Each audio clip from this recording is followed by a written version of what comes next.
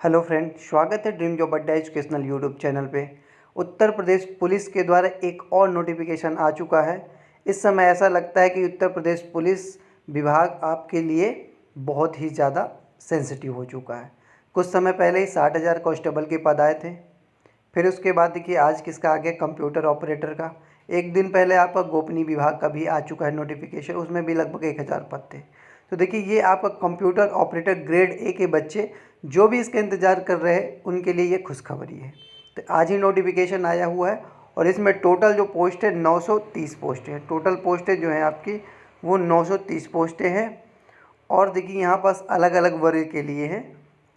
तो ये जॉब जो है आपकी, देखिए जो इसका बैंड है 5200 से 20,200 के है और ग्रेड पे जो है 2400 ग्रेड पे की जॉब है। इसमें पे मैट्रिक्स भी देख सकते हैं 25,500 से लेके 81,100 है। टोटल वैकेंसी देखिए यहाँ पास दी हुई है। तो अनारक्षित की वैकेंसी जो दी हुई है ये आपकी है 381 है। ईडब्ल्यूएस की है 91 वैकेंसी है। अन्य पिछड़ा वर्ग यानी ओबीसी की है 289 पोस्ट। अनुसूचित जनजाति की 193 एंड अनुसूचित जाति की 193 और जनजाति की आपकी 16। इस प्रकार कुल मिला के आपका 930 वैकेंसी है। ठीक है, यहाँ पर देखिए कंप्यूटर ऑपरेटर ग्रेड ए के पद में भर्ती हेतु पुरुष एवं महिला अभ्यर्थियों के पात्र होंगे। ठीक है, ये तो सबके लिए। देखिए यहाँ पास आपका दिया हुआ है कि आपकी जो एग्ज़ाम जो डेट हुई है कब से आपके फॉर्म भर। देखिए बहुत ही जल्दी के मूड में, ऐसा लग रहा है कि जल्दी के मूड में आप देख सकते हैं यहाँ पास हर चीज़ की डिटेल दी हुई है कि आपकी जो डेट है देखिए 7/1 यानी कि 7 जनवरी से आपका फॉर्म भरना शुरू हो जाएगा।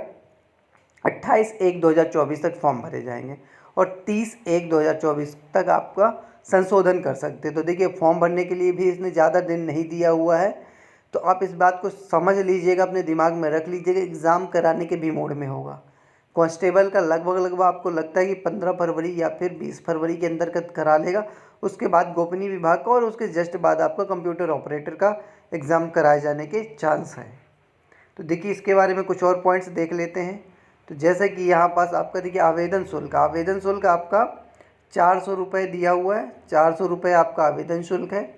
और यहाँ पर देखिए रहता है मैं राष्ट्रीयता। देखो राष्ट्रीयता से आपको लेना देना नहीं कि आप लगभग सारे लोग ही आपकी ये नेशनलिटी वाला क्राइटेरिया कर चुके। अब देखिए मेन इंपॉर्टेंट आपका शैक्षणिक अर्हता, ये आपका मेन है। ठीक है, अब इसमें आप देख सकते हैं कि इसमें जो होगा आपका मान्यता प्राप्त बोर्ड से इंटरमीडिएट परीक्षा में भौतिकी शास्त्र और गणित विषयों में उत्तीर्ण होना आवश्यक है। तो इस पॉइंट को आपको पता होना चाहिए कि देखिए आपका जो इंटरमीडिएट है उसमें आपका एक सब्जेक्ट भौतिकी होना चाहिए और एक सब्जेक्ट गणित, यानी कि दोनों सब्जेक्ट होना। अलग अलग है तो इससे मतलब नहीं है, आपको दोनों ही होना चाहिए।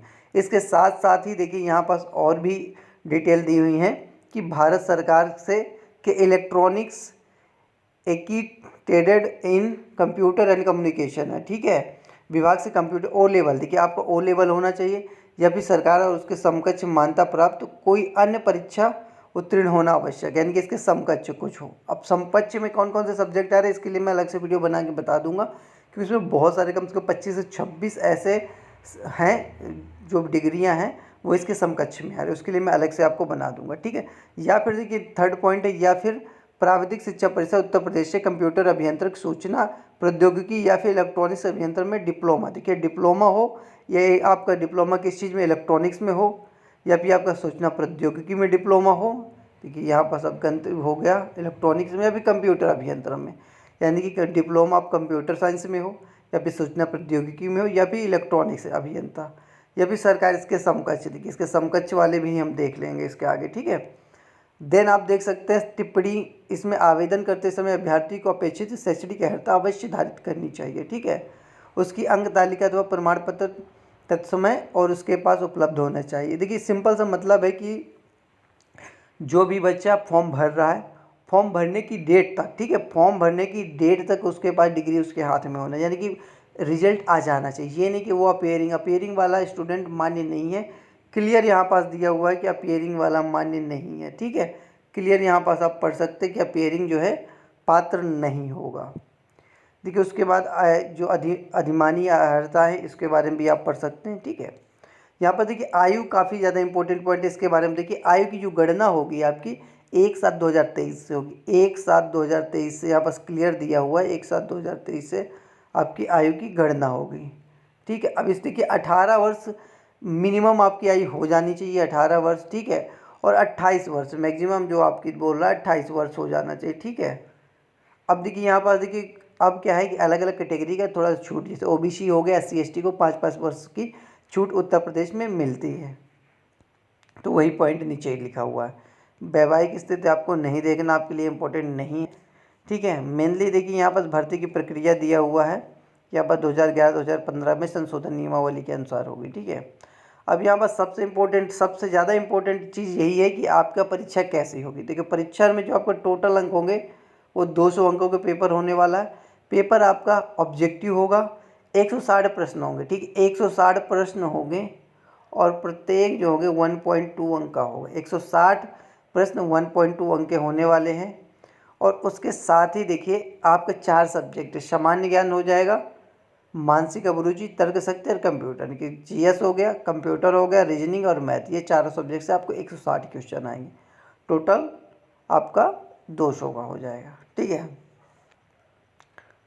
और इसके बाद जो भी इम्पोर्टेंट पॉइंट है उसके बारे में भी आपको बता दे रहे हैं। ठीक है, एक मिनट चलिए। देखिए नॉर्मलाइजेशन होगा, ये आपको इतना इम्पोर्टेंट नहीं है। देखिए अंतिम योग्यता सूची जो बोर्ड के द्वारा ही होगी। ठीक है, ये सब पॉइंट है। देखिए आयु जो छूट है उसमें आपको देखो यहाँ 5-5 वर्ष दिया हुआ। अनुसूचित जनजाति जो होगी 5 वर्ष है, अनुसूचित जनजाति 5 वर्ष, OBC का 5 वर्ष, एंड यहाँ पास जो है आर्थिक जो EWS के एज में कोई रिलैक्सेशन नहीं। यहाँ पास रिजर्वेशन भी दिया हुआ है कि आपका कितने % आरक्षण। अनुसूचित जनजाति के लिए 21% दिया हुआ है, अनुसूचित जाति के लिए, अनुसूचित जनजाति के लिए 2%, OBC के लिए 27% दिया हुआ है और EWS के कैंडिडेट को 10% दिया हुआ है। और यहाँ पर इस चीज़ को भी ध्यान में रखिएगा, प्रमाण पत्र किन अधिकारियों से बनाना है। तो यहाँ पर सारी डिटेल दी हुई है इधर, तो उन्हीं के द्वारा ही आपको बनाना है। ठीक है, और यहाँ पर देखिए रिजर्वेशन इनको भी दिया। स्वतंत्रता संग्राम जो होंगे सेनानी होंगे उनको 2% का रिजर्वेशन दिया जाएगा। ठीक है, 2% का। और उसके बाद जो आपका भूतपूर्व सैनिक है उनको 5% और महिला जो होगी उसको 20% का दिया जाता है।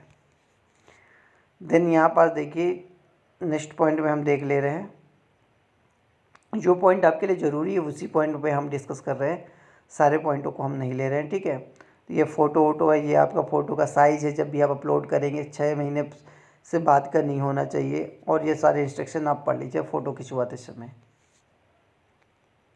अगर इसकी PDF चाहिए तो टेलीग्राम ड्रीम जॉब अड्डा पे सर्च कीजिएगा, वहाँ पर इसकी PDF को भी हम डाल देंगे। ठीक है, अपलोड करा देंगे, तो वहाँ से भी आप इसको देखिए। यहाँ पास देखिए ये काफ़ी इम्पोर्टेंट पॉइंट्स हैं बोर्ड का। देखिए बोर्ड का तो अंतिम निर्णय होता ही हमेशा ही होता है। तो यहाँ पर देखिए ये आपके वो सब्जेक्ट मतलब वो डिग्रियां हैं जो डिग्रियां मान्य हैं। तो यहाँ पास आप देख सकते हैं केंद्र राज्य सरकार के। अच्छा, इसके लिए अलग से वीडियो बना देंगे क्योंकि वीडियो थोड़ा सा बड़ी हो जाएगी। तो देखिए क्योंकि इसमें काफ़ी ज़्यादा सब्जेक्ट्स हैं, सब्जेक्ट कह रहा हूँ डिग्रियाँ हैं। ये सारी डिग्री 28 डिग्रियाँ हैं, तो ये सारे हैं। ठीक है, उसके साथ भी और भी चीज़ें हैं, डिप्लोमा जैसे information and come in information technology पात्र उत्तीर्ण है 1 वर्ष का हो, BSc IT MCA BTech, ये सब चीज़ें भी एलिजिबल है। लेकिन इनमें आपका BTech के जो बच्चे हैं उनका कंप्यूटर में होना चाहिए। ठीक है, हर एक ब्रांच का नहीं, इलेक्ट्रॉनिक ब्रांच का भी BTech वाला अलाउ है इसमें। तो ये मेन आपकी सब्जेक्ट है। देखो GK में जो सब्जेक्ट दिए आप उनको एक काम कीजिएगा, इसकी आप एक प्रिंट आउट निकलवा लीजिए। और इन्हीं सब्जेक्ट जो बच्चे नए हैं, पुराने बच्चों को तो मान लो हर चीज़ आती होगी, जो 2-4 साल से तैयारी कर रहे हैं, जो अभी तैयारी कर रहे हैं तो वो इन्हीं चीज़ों को पढ़ेंगे। सारा पढ़ने की कोशिश मत कीजिएगा, पहले आप इन सब चीज़ों को कवर कीजिए, क्योंकि फरवरी मार्च में आपका पेपर हो जाएगा, तो ज़्यादा समय है नहीं। तो आप सब्जेक्टों को उसी हिसाब से तैयारी कीजिएगा। देखिए कंप्यूटर का साइंस का भी अच्छा वेटेज दिया हुआ है, तो समझ लीजिए 40 क्वेश्चन आपके आने के चांस है कंप्यूटर से।